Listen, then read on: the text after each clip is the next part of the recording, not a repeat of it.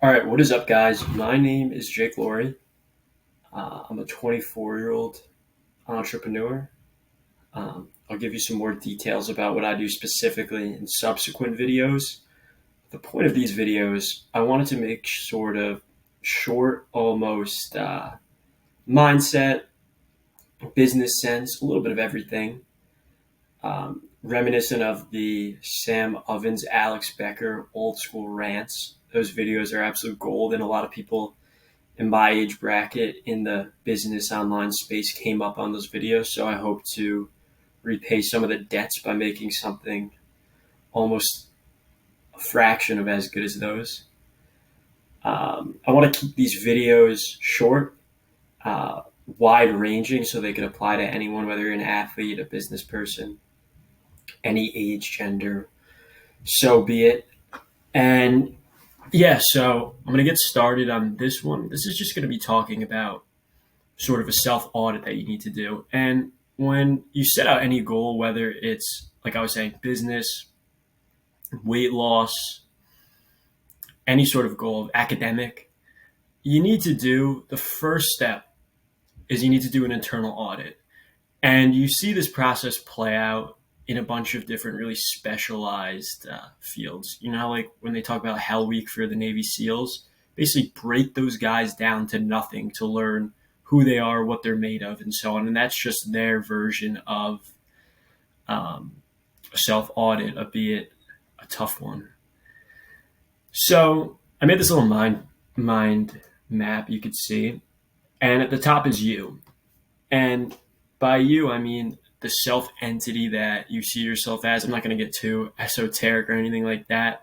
But basically, when people say your name, what comes to mind? When you say your own name, what comes to mind in any given particular thing? So, you as an employee, as a business owner, as an athlete, pertaining to your fitness, as a student, everything like I was saying before. And it's broken up into three categories. I would say at the top, it's your self-image, your daily habits, and your inputs. And we'll start with self-image. So self-image is probably the most similar in itself to what you see yourself as. This is taking in your subconscious thoughts, your insecurities, your ego, everything. Where does this put you on the grand scheme of things?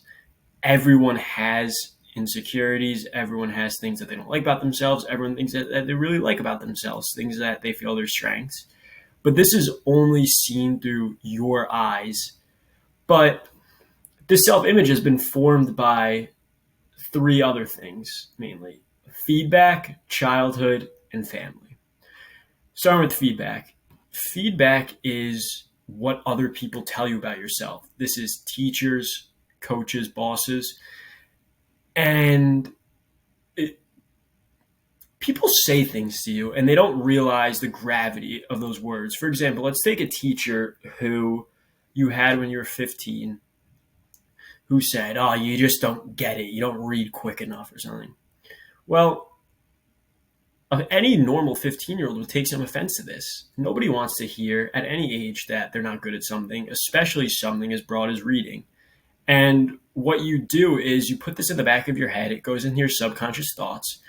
And then you start to form this self-image of yourself. It feeds up that you're not good at reading, even though there's no basis. Teachers say stuff all the time. Teachers are flustered and rattled. So they'll just blurt stuff up. "Oh, you don't get it. You're not." It's not their fault. They don't know that this is going to have a downstream effect on you unless you're maybe you're really bad at reading and they didn't mean it. But even if that was the case, you could become good at reading eventually. We'll get to those kinds of topics later on. But anyway, you form these hardened versions of yourself in your subconscious from all this feedback that you hear. Your boss is saying, "Oh, you're lazy."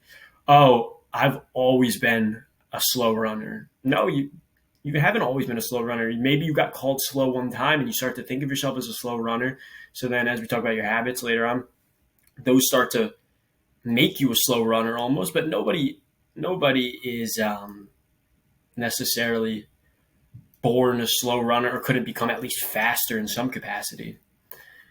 Next, your childhood. Let's say that you were like a really shy, sensitive child. I was very shy as a kid. So I kind of thought of myself as being shy for a long time. And then as I started to mature and stuff, I realized that I'm actually not a shy person. I mean, I'm making a YouTube video right now for the whole internet to see. So I wouldn't say I'm particularly shy. It's just that people have told me that because I happened to be that when I was 4 years old. And you start to say, I'm this, I'm that, all these labels upon yourselves. And a lot of them really do come from childhood. Next is your family. This is stuff that your family tells you. This is stuff that has been said about your family. Oh, nobody in our family's smart. Nobody in our family can become a doctor. Our family is poor. These are the things that really start to shape people's outlooks on life. Other way around is think of I'm sure you know a family of all outstanding athletes, all outstanding students. Like they may have some genetic predisposition to those skills, but a lot of times it's just they had a good environment where they sort of made the self expectation that they would also have these same traits as their siblings or parents. And it fostered itself eventually because they thought they would be that way. So the main takeaway from the self-image standpoint is your self-image has just been formed by a lot of times other people's random thoughts or perspectives. If they don't have basis in reality, and then you cement them in your own head, and then what the self-image will guide you on is your habits. Your daily habits can tell you a lot about yourself. If you were to audit either yourself or someone else who's really good at something, you would quickly see that their habits usually fall directly in line with what they are.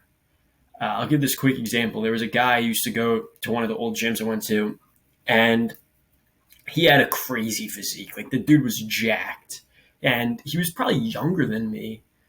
And I remember I was almost like a little jealous. I was like, oh, every time I see this guy working out, like he doesn't look like he's doing anything special. He wasn't doing super crazy weights. And I've seen him eating fast food in the gym. And I was like, how's this guy so like in such good shape? And then I started to realize I had never been to the gym and he wasn't there. I would go in the morning, I would go at night.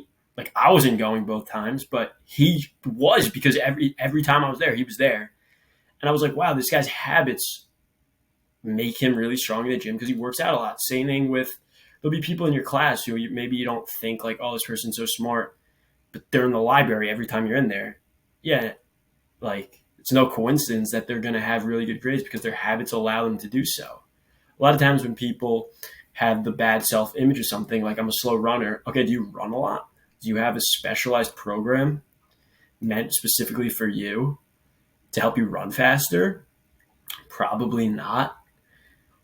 It sounds simplistic, and I'm as guilty of this as anyone. But when you really start to audit your habits, you could see in your daily actions, and then even your response to adversity. Like, if you're a really good student and you got a bad grade, you wouldn't automatically say I'm a terrible student now, and your overall average would plummet to all D's. You might be upset at yourself that you got a D, but if you had straight A's, you got a D on one test, like in a different class, would you drop down to a D level? No, because you think of yourself as a good student. You probably have habits that lead you to be a good student. But let's say that you have the self-image that you're a bad student. Getting a D just would affirm that. And that sort of adversity, like it would almost fit in with that image you had of yourself. Now moving to the third thing, inputs. This is similar to sort of the feedback childhood section, but it's a little different. This more comes from people in your life when they talk about, oh, people who are successful do this. You have to be an investment banker to be rich. Oh, you have to be a doctor. Oh, you have to be a lawyer. No, I know rich people who do stuff that you guys would find funny. You guys would laugh at if you heard what they do for a living, and they're richer than probably all three of those, most of the people in all three of those professions I mentioned. People's viewpoints of the world one, differ, and two, there's no hard and fast viewpoint that's objectively correct.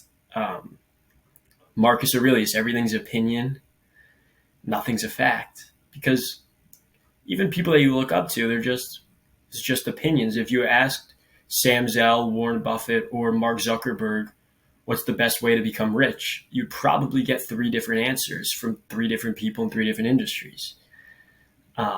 Is like any of them right? Like, is tech better than real estate or vice versa? I don't think that you could objectively say so. I think that people just view things differently. This goes down next to auditing what you hear in the news and media. Of course, it's not bad to pay attention to current events, but a lot of news and media is centered around getting clicks, riling people up, making people angry, especially in like the outrage culture we live in today. Um, you basically, people are making money off of making you hate other people or making you angry on a daily basis about things that may not affect you. And don't come at me. Don't say you should be blind to events or have opinions about things. I follow the news and media closely. I just try to do as best of a job to take the things that are relevant, dispel the rage bait, um, and all of that. Next, environment. I mean, I live in New York, and when you go to the nice areas of New York, you realize like there's a lot of people with a lot of money that are just humans. But go somewhere where it's not a super good environment. Do you think that you didn't be inspired to make like ungodly amounts of money in an area that doesn't have any money? No.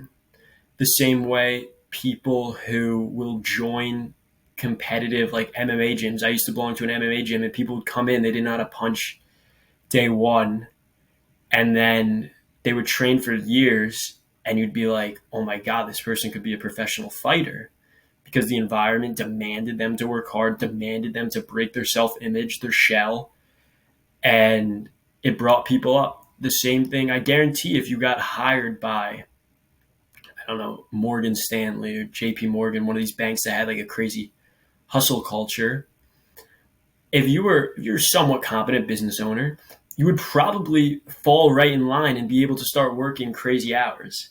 I remember one thing that really helped me was in law school, I stacked my schedule just because of convenience. I put all my classes one day.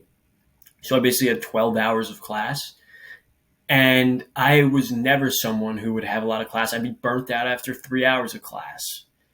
And when I started doing 12 hours, what it did to me was I got used to 12 hours. And then when I would be on my off days, I could work for 12 hours. And then just my capacity from being in that environment where I was literally forced to go to class for 12 hours and forced to pay attention for 12 hours, it built me into someone who could withstand that. So if you're in an environment where the people in your life are judging you, the news and media is judging you, your environment's not good, like, do you think that you're going to build a successful business? Or do you think that if all your friends eat unhealthy, your family eats unhealthy, you hear that it's really hard to lose weight, it's impossible, you need to put all these drugs in your body, you need to starve yourself, like, do you think that you're going to be able to lose weight in a healthy way that you could stick to? No.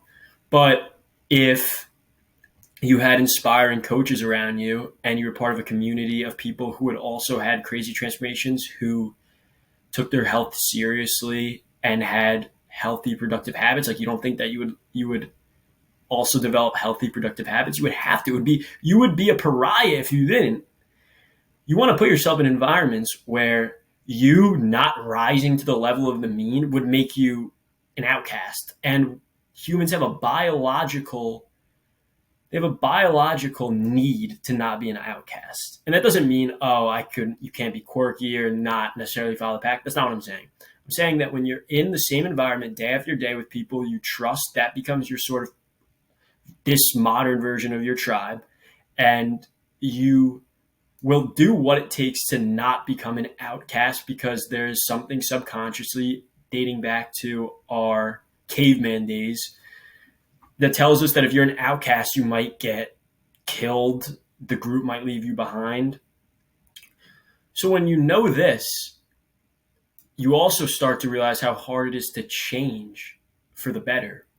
If you're in a group that binge drinks every weekend, that doesn't take their schoolwork seriously, doesn't take their job seriously, doesn't take their fitness seriously, like, do you think that you're radically just going to break from the group and develop these habits that are really good or that push you towards your goal without, one, feeling like an outcast, or two, people talking about you or not being supportive? Like, I'm telling you, that's how it's going to be.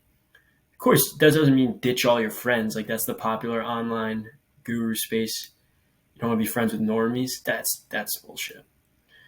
You just need to find that balance between keeping yourself in environments that allow you to do the habits that reach your goals and allow you to sustain the self-image that you want. If you're around negative people who are constantly conditioning you to think negatively and that your habits are wrong, like, where is this going to leave you?